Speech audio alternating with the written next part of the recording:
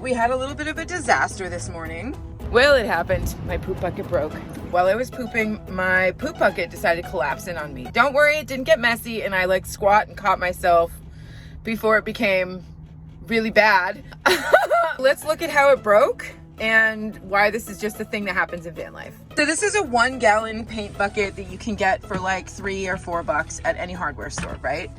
This thing is like 4 years old. It's seen a lot. It's seen a lot of poops.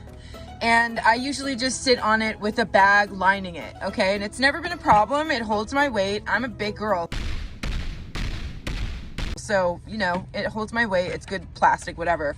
But after a while in the desert, you see how it splits? The plastic starts to dry out, and so its integrity kind of declines after a while. That little split is the end of this bucket for me. This started to like bend back under my weight. I know it's graphic, but like deal with it. No, that's not poop. That's just dirt and sand from the desert. Like I never poop directly in this bucket. I always line it with a compostable garbage bag. But today I have to replace my poop bucket. So let's go do that. It's a 4-year-old poop bucket, so we're here to get a new one. Yes, the Home Depot, where most people are shopping for kitchens, but not me. I'm over here shopping with my psychotic dog for a toilet with a handle, and not one of the flushable kind. Yes, we're looking for cheap plastic, but nothing too flimsy because we don't want it to crack under the pressure. Yes, that was a poop joke. And no, these buckets are too big. Mom, I like those buckets. Apparently none of the associates know where the buckets are. I'm sure I'll find one, even though I've left my dignity in aisle 12. Okay, I've acquired a new bucket.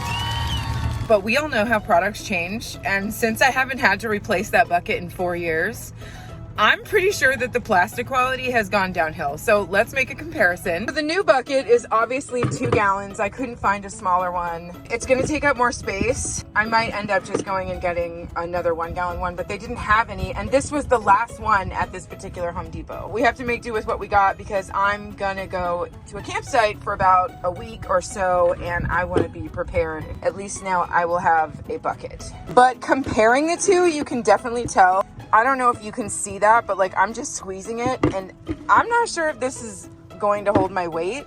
It just seems like a lot less solid of a plastic.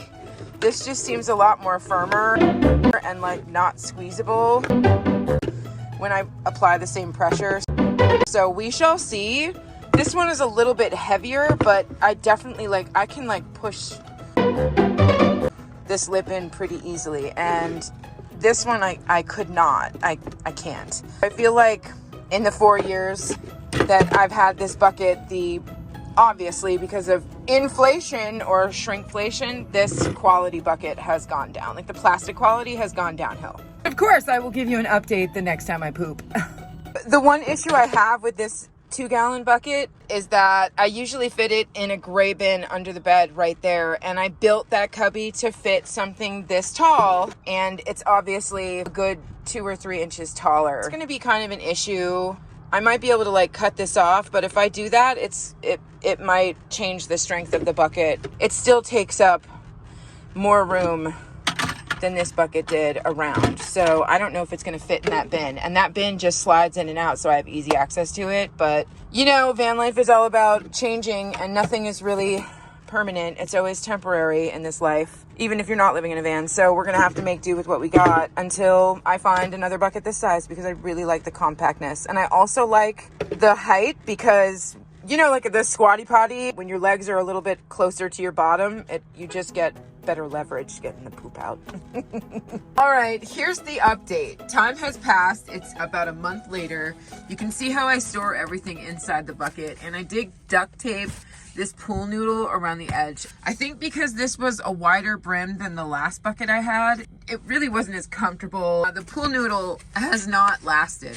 This pool noodle is only about a month old, and so it didn't really last very long, but it did cushion the blow for the most part. I'll have to get a new one, maybe a thicker one. The new bucket is holding up just fine. It does hold my weight, no problem. I don't feel it collapsing or anything. I do think that the pool noodle probably helped distribute the weight a little bit more. I'm interested to see if this part is going to fail soon, so I will have to be getting a new pool noodle to replace that. But so far so good. I like the new bucket. I still haven't gone and gotten a 1 gallon. You can see this does actually fit in this spot. This is the gray bin that I was talking about that slides in and out of this empty space over there. This is kind of like my whole toilet setup, and it fits right in there just fine. I just stopped sliding it under there because it doesn't really fit that great. I ended up putting my laundry over there and then just leaving it out because it was easier access.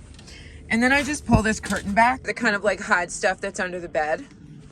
So if I need to access that, I just pull this curtain back and it's right there. My toilet is not high tech, it's not fancy, but after a month of road testing this bad boy, I can say it holds up, literally. Fits under the bed, the pool noodle seat is still hanging on, barely. Most importantly, it gets the job done. When you live in a van, sometimes the simplest solutions are the most clutch. So here's 2 practical van life upgrades, even the crappy ones. Don't forget to like, subscribe, and let me know in the comments how you do your business on the road. Or don't, that's fine too.